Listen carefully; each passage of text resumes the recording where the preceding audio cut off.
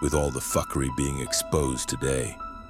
From poison in our foods to chemicals in our air, from corruption in our courtrooms to a pay-for-play government, ever dangling the carrot of freedom with one hand while reinforcing the systems of oppression with the other.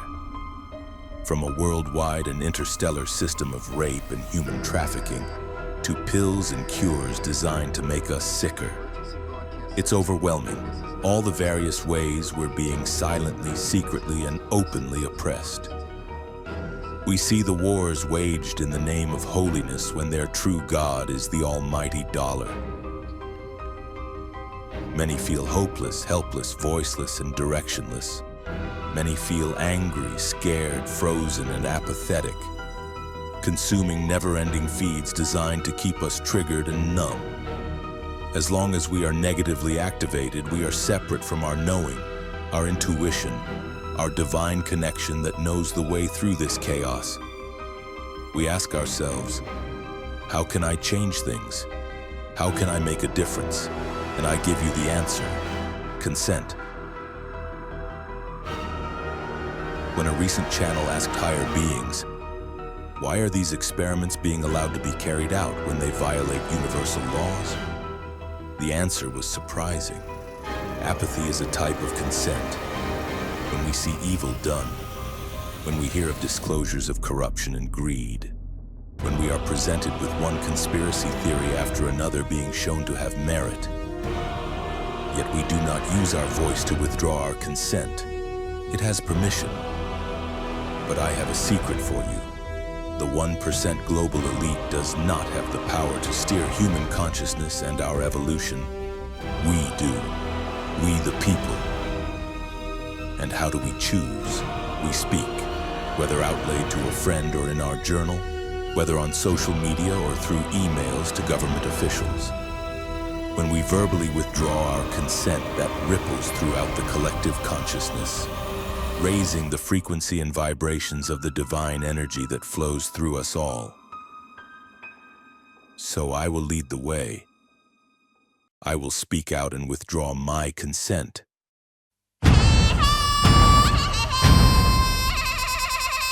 I do not legitimize corrupt leaders. I withdraw my permission for systems of corruption to exist. I speak out against evil and injustice.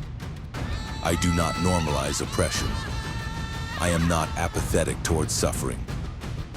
I do not consent to citizens or non-citizens to be harassed, taken, imprisoned, and deported without due process. I do not force my beliefs on others, but demonstrate them through my life lived. I afford others the right to fully be themselves without my judgment. I seek the good of all above my own comfort and desire. I heal myself so that I may be my truest self for the good of all. I defend and support the sovereignty of every being. I believe in the good and look for it in every circumstance of life and in every person.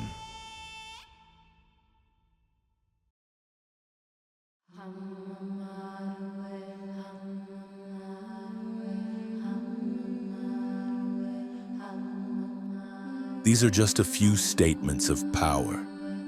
When we take time to go within and determine not only what we don't want, but what we do, we are voting, participating, declaring.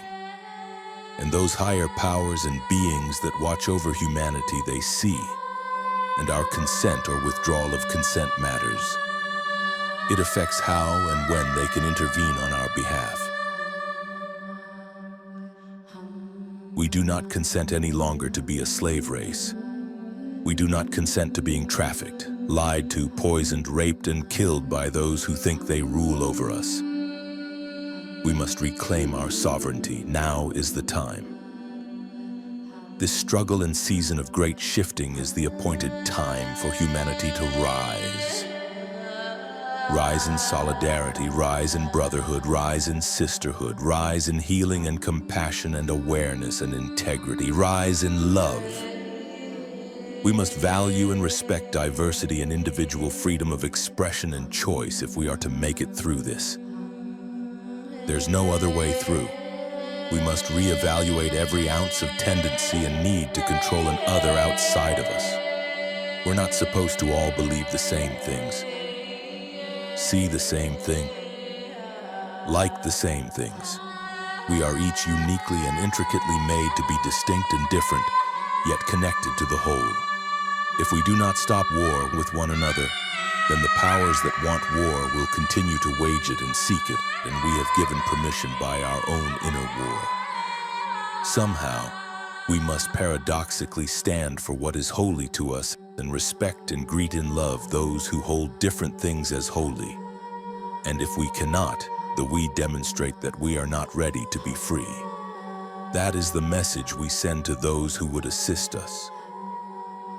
This is why all outer conflict is a message to go within and heal, because it is your inner lack of connection and resolution and reclamation of your whole self that gives that outer expression permission to be.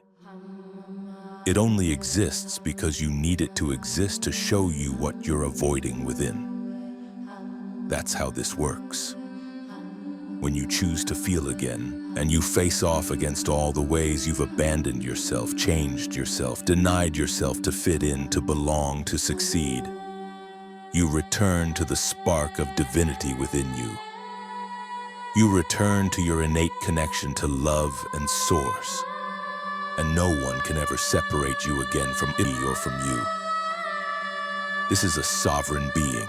This is a human being, fully human, fully divine, infinitely powerful through surrender to love. This is the way. We cannot remain as slaves and victims any longer. We must remember the truth of who and what we are, so that we may take our appointed place among the stars and councils of light throughout the cosmos.